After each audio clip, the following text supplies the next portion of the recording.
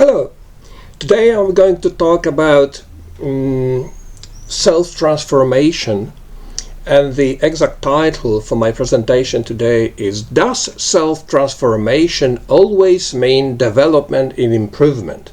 My first question, because I want to, as usual, present some questions and issues and then try to answer these questions and develop some issues. So the first question here would be, why is self-knowledge not enough? And we need more. And this is the continuation of our seminar number 4, because we did talk about self-knowledge. At the same time, during my talk and during our discussion, we stressed a very important thing, that self-knowledge cannot be limited to ourselves, because we humans or individual persons, we are not isolated entities, because independently of the historical time or some political, cultural circumstances, we in a constant way react and re-react to what happens around us. So self-knowledge is not enough to be successfully doing things in our lives and in society, in our culture. We need something more. So this question refers to this.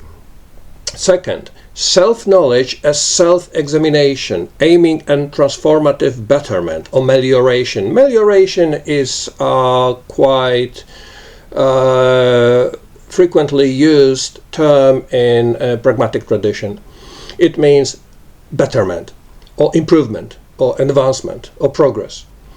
And here the issue, rather than a question, is that self-knowledge is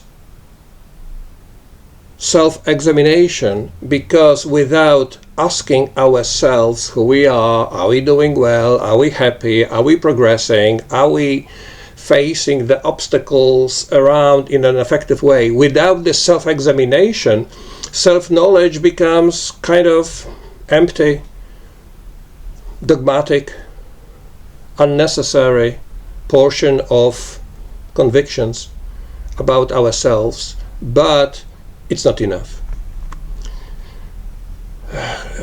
Number 3 is the question, what is the connection between self-transformative effort and practical philosophy? So here at this point I would like to refer to these elements in philosophy that stress the practicality of philosophy.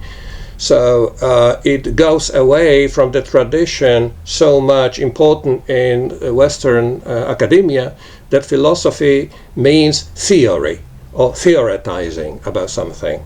Very often something far away from real life. Here, this tradition that I'm trying to refer to or evoke in Stoic Pragmatism is that practicality is one of the most essential dimensions of practicing philosophy.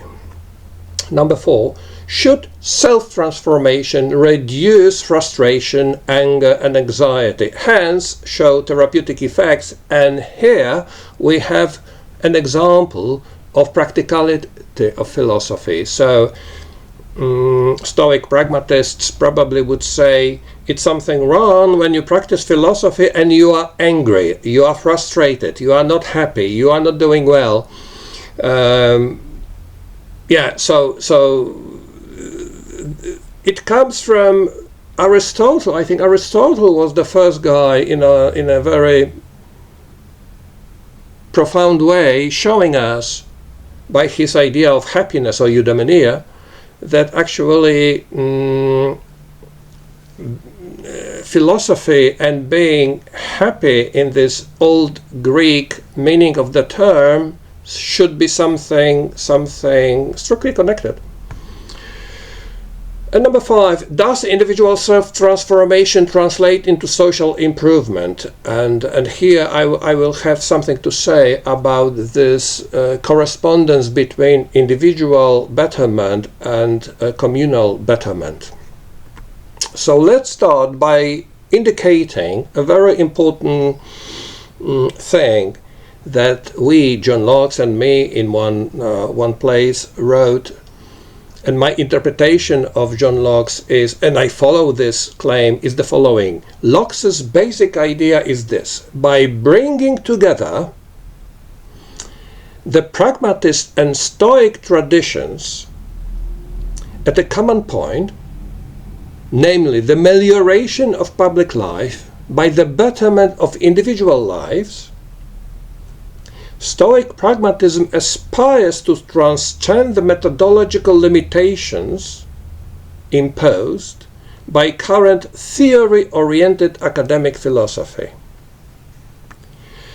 As a consequence of this, Stoic pragmatism discusses practical philosophy, and in this way accomplishing philosophy's wider public and cultural mission. Yes, philosophy has a mission, and it is a public mission, and it is a practical mission, and it is transformative. Mission that refers to transformative elements to make life better, not to make life more tragic, more hopeless, more sad. And Stoic pragmatism wants to be a part of this tradition of practical philosophy aiming at betterment, melioration, improvement of life. It is not that Stoic pragmatists lack ideas or ideals. They could not be pragmatists devoted to improving the human lot without them. But motivating ideals must be limited and achievable, or else the moral life becomes a veil of frustration and resentment. So here is a kind of answering the question, should philosophy reduce as a result frustration, anger, and negative emotions? So this is one of the most important, I would say, tasks of Stoic pragmatism, to show that by doing this type of reflection, we can, I don't want to say we must, but we are able to reduce negative emotions of various sorts, and it is the practicality of this project. As I write in my book, Stoic pragmatism is definitely an active, meliorative and transformative frame of mind, accessing spheres where change is most difficult to achieve and most satisfactory, which is in oneself. I mean by this that it is a very, very difficult effort to modify one's own approach or attitude. So it is difficult, okay, but the transformative element or transformative dimension of this idea is that we can do it, and as a result we may have a very different approach towards problems, towards the world, toward ourselves. But here in this internal transformation, we may find out a very big potential for having satisfaction, for having happiness. In other words, a lot of satisfaction may be got by doing something inside rather than constantly watching what to gain from the external world. This is the idea. So by transforming our way of looking at things, if we are doing it in a skillful way, we may get a whole lot of satisfaction. This is the idea. A life deprived of profound reflection loses its quality. So here is the idea that reflection is one of such, if I may say, tools to make this transformation working here. Profound reflection refers to a universal human experience rather than temporary, local, restricted experience in a limited cultural context. The indispensable energy in Stoic pragmatism goes to individual transformation in ways in which we are able to detect, identify and utilize. So again, I'm referring indirectly to the Socratic idea, know yourself, and the idea developed out of this Socratic dictum of self-knowledge, that is, examination and constant examination of our situation as far as our social roles, for example, are concerned, but perhaps even more importantly, self-examination about are we doing well, are we happy, are we having frustrations or not, and how to improve here. Modern Stoicism evokes such topics. Here I give an example of an author, a prominent author within the camp of modern Stoicism, that tries to answer the question about the possible connection between the improvement of individual condition and the improvement of social condition. The logic here would be that when we improve individual lives here and there, it may cause improvement of social life, at least in some circles, perhaps small circles, but it is still social life. So the argumentation goes like this: the first step of transforming a society into one in which people live a good life is to teach people how to make their happiness depend as little as possible on their external circumstances. The second step in transforming a society is to change people's external circumstances. The Stoics would add that if we fail to transform ourselves, then no matter how much we transform the society in which we live, we are unlikely to have a good life.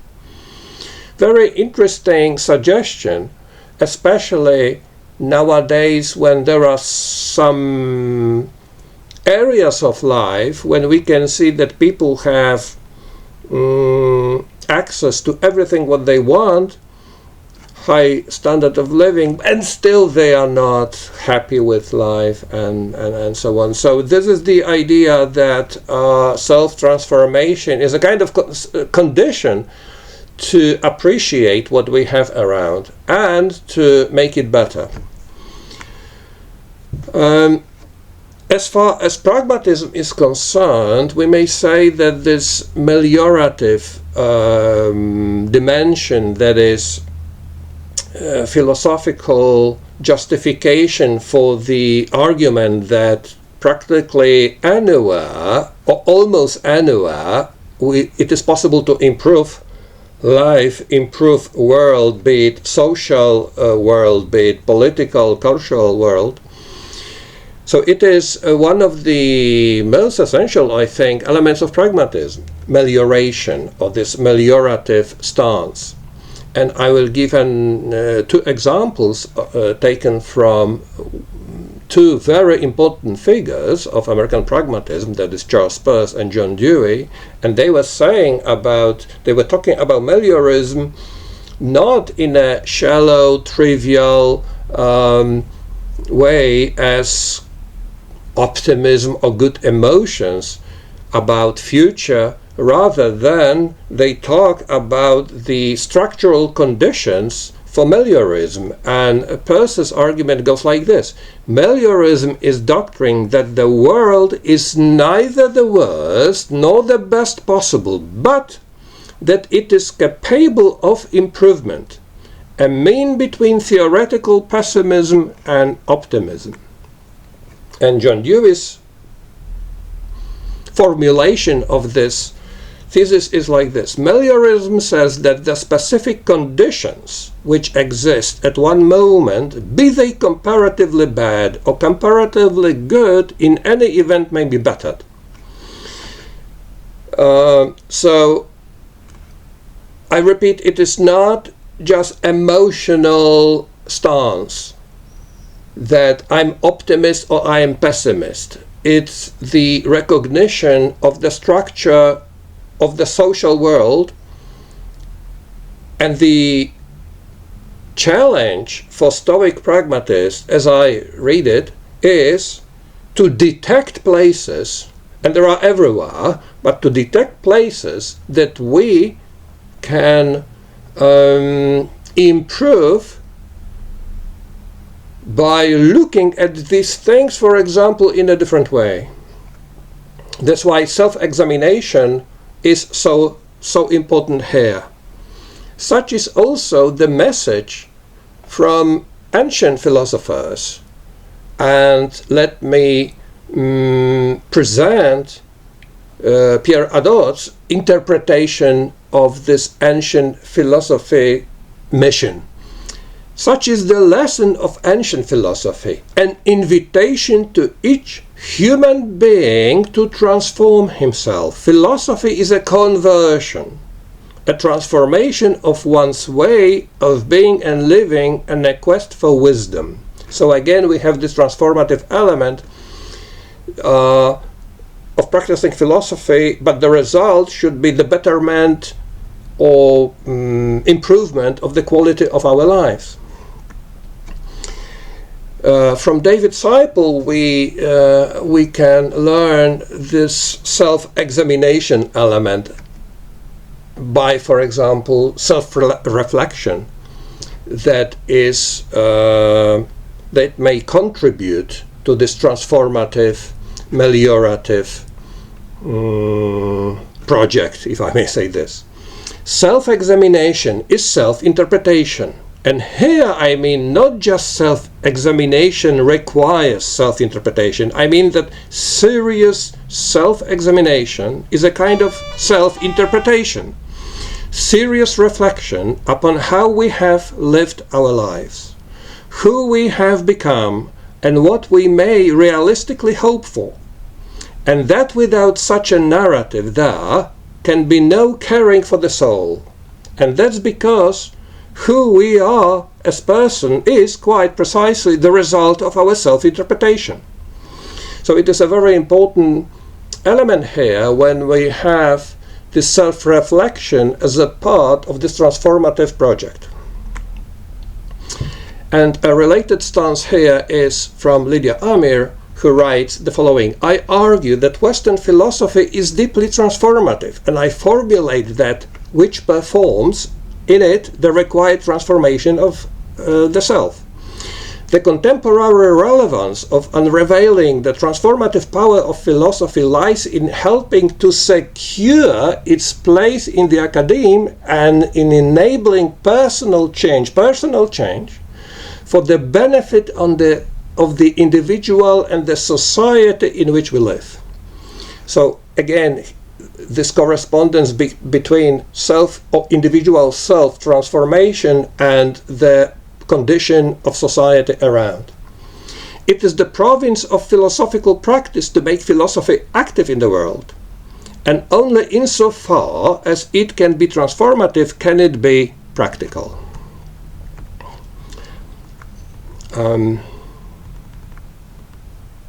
Thank you.